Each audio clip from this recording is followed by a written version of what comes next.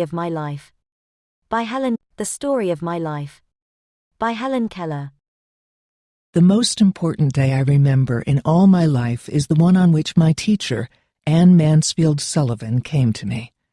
I'm filled with wonder when I consider the immeasurable contrasts between the two lives which it connects. It was the 3rd of March, 1887, 3 months before I was 7 years old.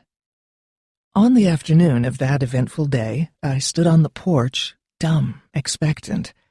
I guessed, vaguely, from my mother's signs and from the hurrying to and fro in the house, that something unusual was about to happen, so I went to the door and waited on the steps. The afternoon sun penetrated the mass of honeysuckle that covered the porch and fell on my upturned face.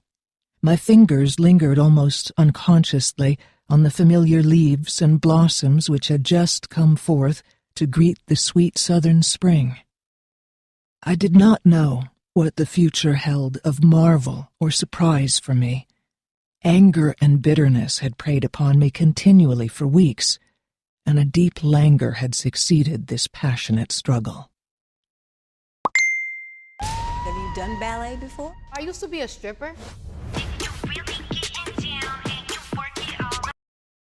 Have you ever been at sea in a dense fog, when it seemed as if a tangible white darkness shut passionate struggle? Surprise for me. Anger and bitterness had preyed upon me continually for weeks, and a deep languor had succeeded this passionate struggle.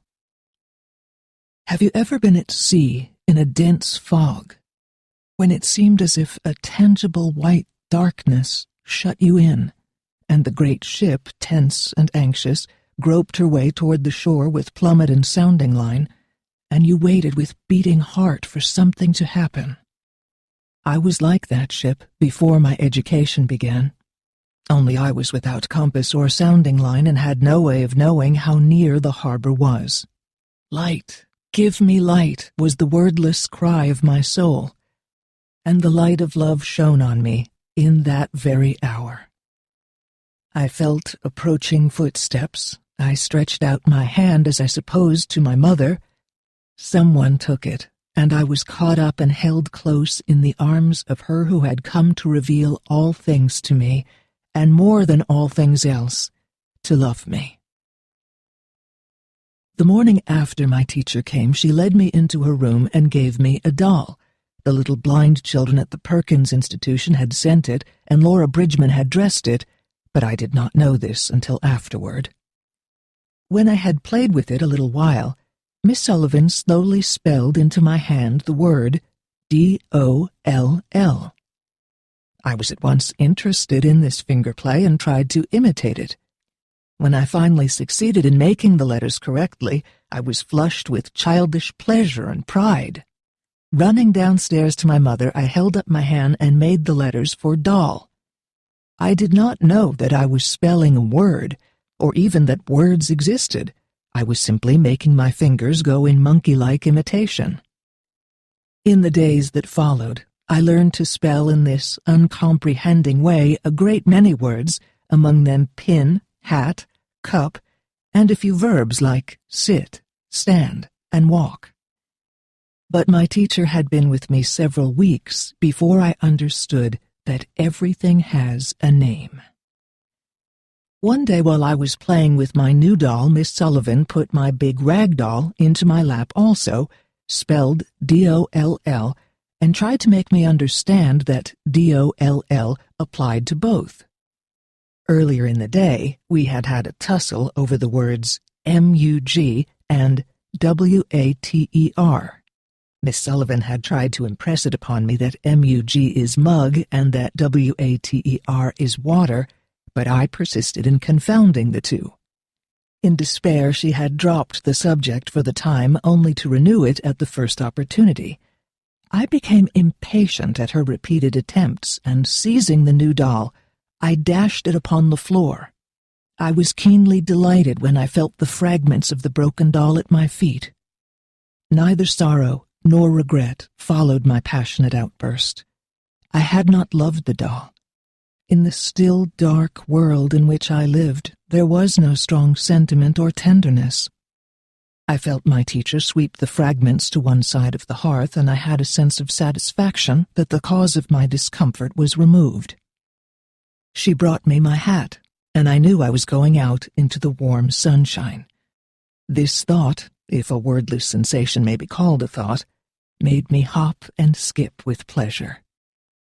We walked down the path to the well house, attracted by the fragrance of the honeysuckle with which it was covered.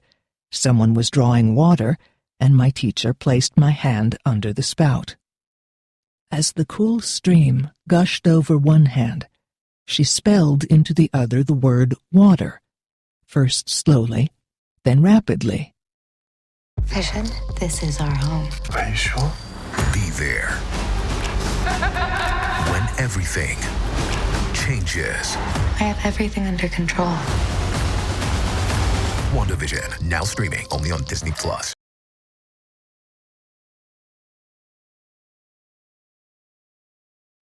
I stood still, my whole attention fixed upon the motions of her fingers.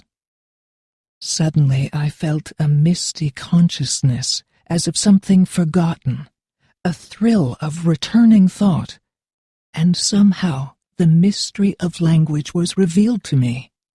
I knew then that WATER meant the wonderful cool something that was flowing over my hand. That living word awakened my soul, gave it light, hope, joy, set it free. There were barriers still, it is true, but barriers that could in time be swept away. I left the well house eager to learn. Everything had a name, and each name gave birth to a new thought. As we returned to the house, every object which I touched seemed to quiver with life. That was because I saw everything with the strange new sight that had come to me. On entering the door, I remembered the doll I had broken. I felt my way to the hearth and picked up the pieces. I tried vainly to put them together. Then my eyes filled with tears, for I realized what I had done. And for the first time, I felt repentance and sorrow. I learned a great many new words that day. I do not remember what they all were, but I do know that mother, father, sister, teacher were among them, words that were to make the world blossom for me, like Aaron's rod with flowers. It would have been difficult to find a happier child than I was, as I lay in my crib at the close of that eventful day, and lived over the joys it had brought me, and for the first time longed for a new day to come. I recall many incidents of the summer of 1887 that followed my soul's sudden awakening. I did nothing but explore with my hands, and learn the name of every object that I touched, and the more I handled things and learned their names and uses, the more joyous and confident grew my sense of kinship with the rest of the world. When the time of daisies and buttercups came, Miss Sullivan took me by the hand across the fields, where men were preparing the earth for the seed, to the banks of the Tennessee River, and there, sitting on the warm grass, I had my first lessons in the beneficence of nature. I learned how the sun and the rain make to grow out of the ground every tree that is pleasant to the sight and good for food, how birds build their nests and live and thrive from land to land, how the squirrel, the deer, the lion, and every other creature finds food and shelter. As my knowledge of things grew, I felt more and more the delight of the world I was in. Long before I learned to do a sum in arithmetic or describe the shape of the earth, Miss Sullivan had taught me to find beauty in the fragrant woods, in every blade of grass, and in the curves and dimples of my baby sister's hand. She linked my earliest thoughts with nature and made me feel that birds and flowers and I were happy peers. This is the checkers game where grandson and granddad will bond. This is the kitchen where the new boyfriend... But about this time I had an experience which taught me that nature is not always kind. One day my teacher and I were returning from a long ramble. The morning had been fine, but it was growing warm and sultry, when at last we turned our faces homeward. 2 or 3 times we stopped to rest under a tree by the wayside. Our last halt was under a wild cherry tree a short distance from the house. The shade was grateful, and the tree was so easy to climb that with my teacher's assistance I was able to scramble to a seat in the branches. It was so cool up in the tree that Miss Sullivan proposed that we have our luncheon there. I promised to keep still while she went to the house to fetch it. Suddenly, a change passed over the tree. All the sun's warmth left the air. I knew the sky was black because all the heat, which meant light to me, had died out of the atmosphere. A strange odor came up from the earth. I knew it. It was the odor that always precedes a thunderstorm, and a nameless fear clutched at my heart. I felt absolutely alone, cut off from my friends and the firm earth. The immense, the unknown, enfolded me. I remained still and expectant. A chilling terror crept over me. I longed for my teacher's return, but above all things, I wanted to get down from that tree.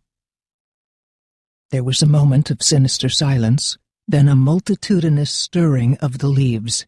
A shiver ran through the tree, and the wind sent forth a blast that would have knocked me off had I not clung to the branch with might and main. The tree swayed and strained. The small twigs snapped and fell about me in showers. A wild impulse to jump seized me, but terror held me fast. I crouched down in the fork of the tree. The branches lashed about me. I felt the intermittent jarring that came now and then, as if something heavy had fallen and the shock had traveled up till it reached the limb I sat on. It worked my suspense up to the highest point, and just as I was thinking the tree and I should fall together, my teacher seized my hand and helped me down. I clung to her, trembling with joy to feel the earth under my feet once more.